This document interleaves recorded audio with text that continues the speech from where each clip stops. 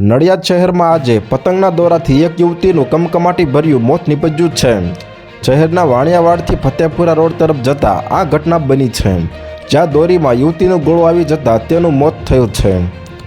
આ અંગે સાદી કાળી દોરીથી ગળું કપાયું હોવાનું સ્થાનિકો અને પોલીસ સૂત્રોએ જણાવ્યું છે।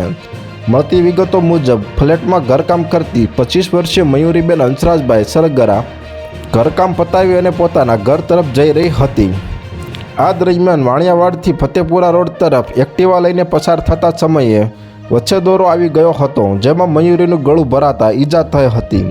મયુરી થોડે આગળ જતાં તેના ગળામાંથી પુષ્કળ લોહી વહેવા લાગ્યું હતું, જેથી તે એક્ટિવા પરથી નીચે પટકાઈ હતી।